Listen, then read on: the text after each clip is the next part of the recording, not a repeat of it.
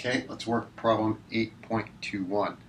We're asked to write the full set of quantum numbers for electrons, different electrons, and atoms or ions. Okay, 4 different atoms or ions. This is kind of a fun little problem. The first one asks us about the outermost electron in rubidium. Now, rubidium is Z equals 37. It's element number 37. You'll find it in the first column on the periodic table right below K, potassium. Okay, so remember, all of the elements down a group in the periodic table have very consistent electron configurations in their valence shell. Okay, now in this particular group, it's below hydrogen. All of those are going to end with electron configuration is going to end with something S1. Okay, they're going to have one electron in the S valence level. Now, the only difference down that group is which primary quantum number. As you go down the group from hydrogen, you just number them 1, 2, 3, 4, 5. And if you look closely, you can see that rubidium's in the 5th period. So I'm fully expecting a 5s1 electron to be the outermost electron in this particular element. Okay, so it's actually as simple as that. Okay, now the next row over will be 5s2 for strontium, say for instance. Okay, so by the group number, you can kind of tell a lot, oftentimes, about how many electrons and where they're at. Right? You'll get a feel for that as we proceed through this chapter. But 5s is value. Now this is not the full set of quantum numbers, right? Because for my quantum numbers, I want to assign the n, the l, the m sub l, and m sub s, last of the spin. Okay? So, how do we do this? Well, the first one's usually pretty easy. It's just the integer that comes along with the energy level, okay? Now, L, our angular momentum quantum number, requires that we think a little bit more about what type of orbital that we're dealing with. Remember, we could go from 0 up to n minus 1 was the rule for this. Okay, now S-type orbitals are generally always 0, or they are always 0 for L. Okay, just by definition, that's what defines an S orbital, which means that this one's also 0 as well. And then we got to assign a spin quantum number. Okay, I'm going to assign that a plus 1/2. Because remember, the only possible values for the m sub s is either plus 1/2 or minus 1/2. And this is my first electron that's in there. I usually assign plus 1/2 first. So I'm going to call this a plus 1/2. And then I'm done. Alright, next one. Electron gained. When sulfur minus 1 ion goes to sulfur minus 2 ion. Okay, so we've got to do a little bit of thinking for this one. Okay, so if you look at your periodic table of the elements, you'll see that for sulfur, it's Z equals 16. That's the first thing I want you to kind of take a look at. But are we dealing with sulfur atoms here, neutral sulfur atoms? We are not, right? We're dealing with a sulfur ion. And specifically, we're going to be dealing with a sulfur 2- ion, right? Now, sulfur 2- is isoelectronic with the next nearest noble gas here, which is argon. You see argon 2 elements to the right, it's element 18 instead of 16.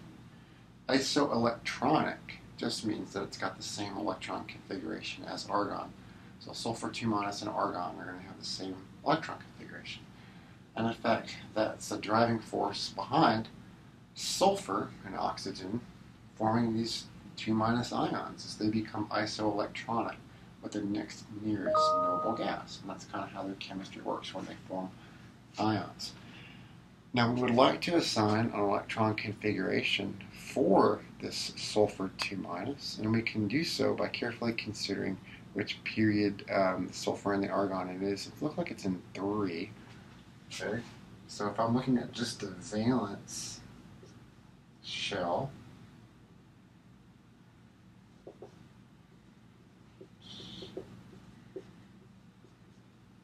it's going to be 3, S2, 3, P,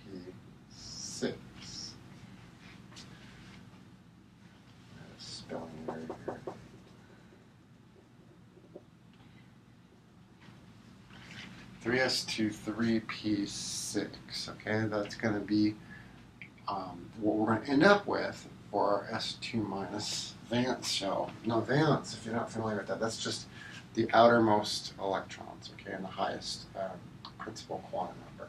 So here that's 3, okay? Now, inside of this valence shell, you've got more electrons, okay? So this is not the only electrons that are present. You've got more inside. And if I'm using the condensed notation, I might write neon there in parentheses, meaning that my core electrons, the inner shell electrons, are called core electrons. That's consistent with the neon. But the valence shell, the highest principal quantum number, that would be 3s2, 3p6. And since the valence shell is where chemistry occurs, those electrons are the ones that are transferred, added, or lost. We usually focus in on those. But anyway, in this problem, we want to write the quantum number for the electron which is going to be gained to make the S2 minus. So that's basically the last electron in this p shell that we're talking about, okay? So if I'm thinking about then drawing out this box diagram for this process, it's just sometimes useful to do so. I will have always had a full 3s. Now before I gained the 6th electron, I would have only had 5. If I followed the Hund's rule and off-bulk principle business, I would have done something like this to get to 5p electrons, but then I would be one short of filling this location.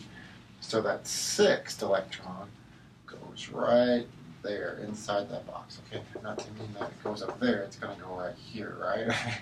So that's going to be my 6th electron. I was just trying to denote where it goes, okay? So then the question then asks us, okay, what is the complete set of quantum numbers? Well, it's pretty clear that n, the primary, is equal to 3.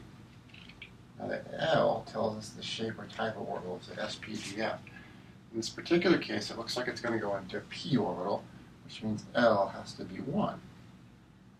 The m sub L is the next number that we need to assign. Now remember, the m sub L is allowed to go from minus L through 0 to L. So in this particular case, the possibilities would be minus 1, 0, and plus 1. I would assign these three, minus 1, 0, plus 1. And as a result, my m sub L would be expected to be plus 1. And then lastly, I need to assign a magnetic spin quantum number. Magnetic spin quantum number. And since my arrow will be pointing down, because I usually do the plus up first, negative 1/2 would be what I would expect, and that would be my complete set of quantum numbers for the last electron added to the S2 ion. Okay? Alright, let's move on to C. The electron lost when silver ionizes.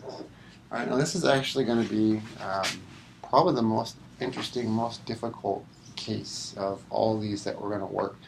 If you look on your periodic table and you locate where silver at, it's Z equals 47.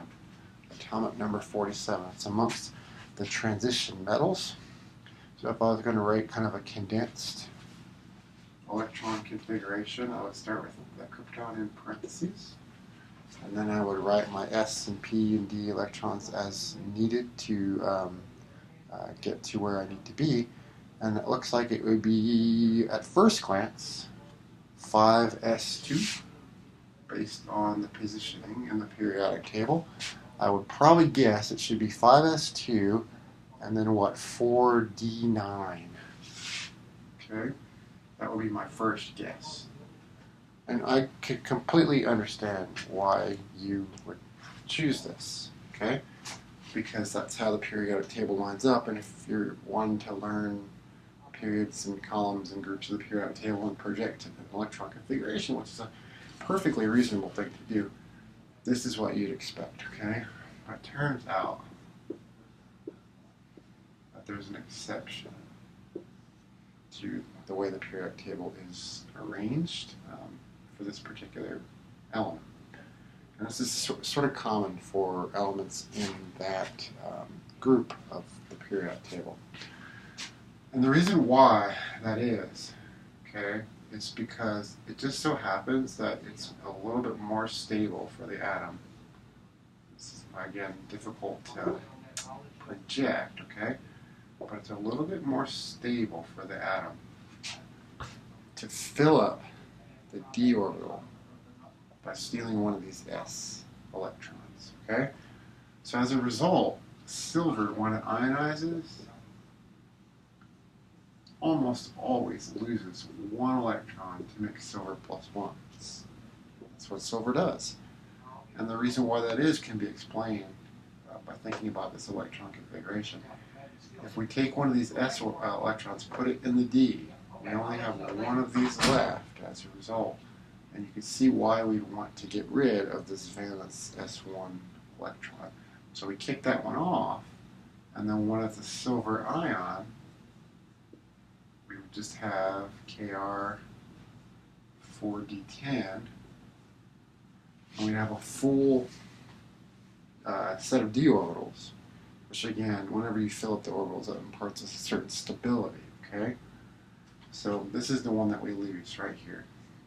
Get rid of that 5s1. So this problem is a little bit more difficult, just because you'd have to know that. Now, I think that you just have to familiarize yourself with electron configurations. There's certain elements, there's certain ones that work like that. Silver's a great example of that, right? I know it can be frustrating, but you just kind of have to deal with it. Alright, so if that's the case then, the electron that's lost is that 5s1. So my principal quantum number is 5. My L tells me what? The shape of the orbital is a type. Well, that's going to be 0 because I'm dealing with an S type. My M sub L also has to be 0 as well. Okay? And then the only thing that I have left is my magnetic spin quantum number, my M sub S. And since that would be in an orbital by itself, again, usually I assign a positive 1/2 for that first electron. So I give it a positive 1/2. And that will be the electron that's lost when silver ionizes to form silver plus 1.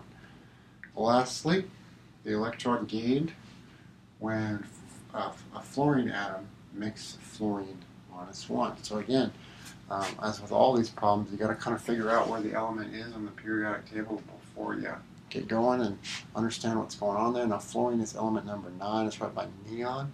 It's got one fewer electron than neon. So if I can pick up an extra electron, I'm going to be isoelectronic with neon. And it looks like that's got a 1s2, 2s2, 2p6 configuration. That makes sense because I've got 10 electrons.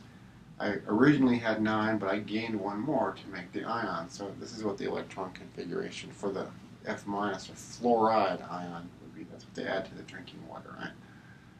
Okay, so if that's the case then, let's think about from an energy box diagram. This is our 1s, our 2s, and our 2p. Of course, the 2 p's where all the action's going. So I fill 1, 2, 3. That's only 3, I need 6. I go 1, 2, and 3.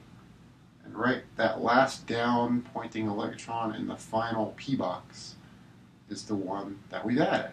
Okay, at least that's going to be our model here. So if that's the case, then it looks like my n, my primary quantum number, is 2. Looks like L must be 1 because I'm dealing with a p-type orbital. Uh-oh. What about my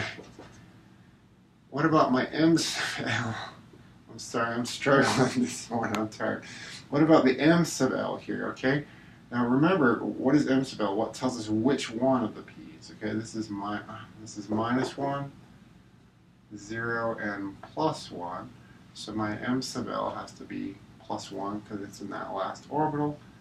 And finally, my magnetic spin quantum number is going to be a minus 1/2. It's just by convention, we tend to assign the positives first, and then we assign the negatives, okay? All right, so this is giving actual quantum numbers for electrons in atoms. in ions. We learned how to do that consistent with the Hund's rule and the off-ball principle, the building up principle. And the Hund's rule tells you not to pair electrons until you absolutely have to. We saw one exception with the silver, and again, that's pretty common for these elements that have, say, 9 d orbital electrons. They tend to kind of like to steal one from the preceding s. And then as a result, they like to form the +1 ions, like we talked about for silver, and that kind of makes sense based on the electron configuration. And that's about it, okay? So hopefully this process is useful for you.